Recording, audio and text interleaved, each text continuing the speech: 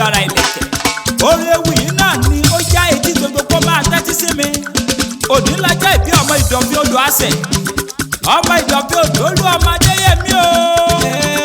Àdùnní Ayọ̀dèjì òkú ọdún o.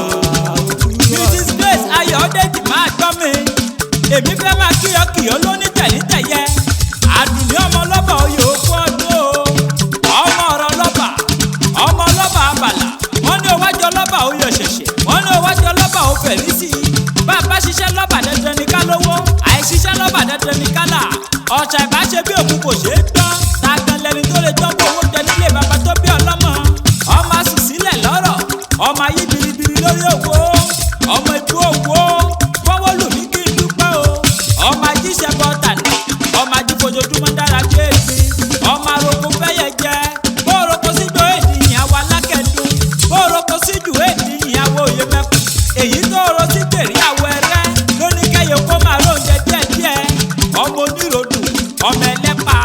Ọmọ ìyẹ̀dú ọlọ́gọ́bọ̀ obìnrin. Ọmọ ayókò yọjà. Ọmọ adáwọ̀ bàbá ẹ̀ńdè ńlá. Àdórí ẹ̀rú wẹ̀rẹ̀ sínú òkò. Jẹ́ńdálé kí ilé jọ̀yàn nílé ọkọ rẹ̀. Ọlọ́jọ́ ìbí máa tán nílé olówó orí rẹ̀. Ẹnjìnà Abíọ́dún Adéwuyì tó wọlé padà sùn níjọ́sí. Kólúwa ọba kó délẹ̀ fẹ́yìn rẹ̀ kọ́lọ́hún kó máa bá wa tẹ́ sáfẹ́fẹ́ ire. Àjàó ọmọ olùpọ̀ ẹ̀fún. Ọmọ olùpọ̀ àlẹ́ ìlú. Ọmọdé ọba ọkọ ọmọdé. Mo lé téńté mo mú jọba. Mo falala jóye mímọ̀ jẹ́. Níjọ́ ọ̀run yábọ̀ lájàsẹ́ ilé. Ọlọ́yà ń kọya. Ọlọ́pẹ̀lẹ̀ ń pọ̀pẹ̀lẹ̀. Kíjì pálàbà. Níbo ní wọ̀ mí kó mójú mi rèé bọ̀kú. Kíjì pálàbà ń ṣe wọ̀ mí wọ̀ mí. Ó ní wọ́n kọya nílé ọkọ rẹ̀. Ìwọ láyé ògùdù àjàsẹ́. Arílẹ̀ joyè.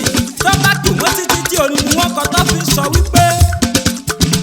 Mo bá a lọ, mo bá a lọ. Mo bá a lọ, mo bá a lọ.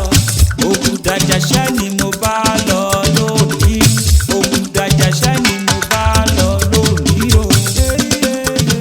Mo bá a lọ, mo bá a lọ. Mo bá a lọ, mo bá a lọ.